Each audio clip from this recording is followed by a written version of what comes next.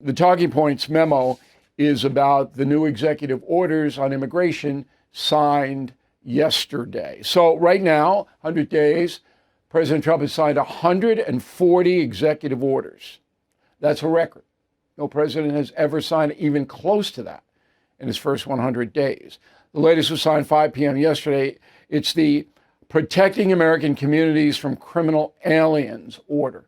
Here's what it says, quote, the order directs the Attorney General and Secretary of Homeland Security to publish a list of states and local jurisdictions obstructing federal immigration law enforcement and notify each sanctuary jurisdiction of its non-compliance, providing an opportunity to correct it.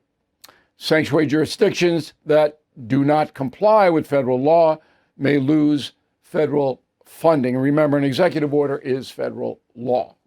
Okay? So I recommended years ago that this happened because you can't have anarchy on the state and local governments saying to the federal government, hey, blank you. Okay, we're not enforcing this law. We don't like that law. We're going to do what we want. But that's what they did in the South, all right, before the Civil War. And that's what led to the war. So it's the federal government has the ultimate power in law.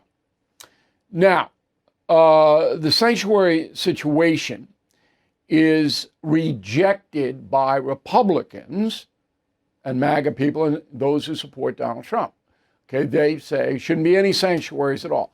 But the other side, the Democrats, largely favor sanctuary cities. And I'll back that up by saying there wasn't one scrutinized by the Biden administration. Not one.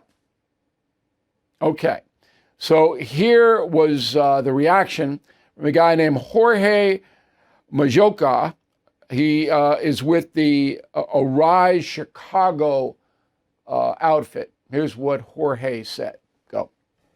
The federal government cannot mandate a local police department to do anything or to not do anything. The city of Chicago is a municipality completely free to decide what exactly their police does.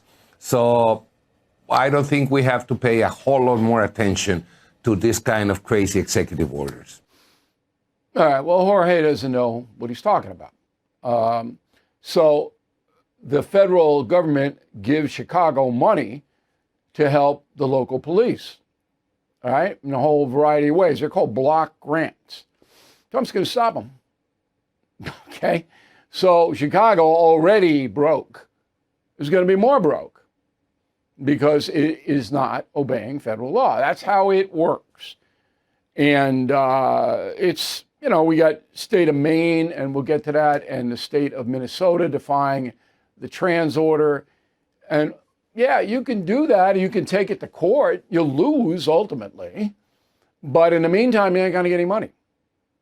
Now, the strangest analysis of this new executive order that I heard was from Michelle Obama, who has a new podcast. All right. She's tying the sanctuary city controversy into racism. Go. So my fears are for what I know is happening out there in streets all over the city.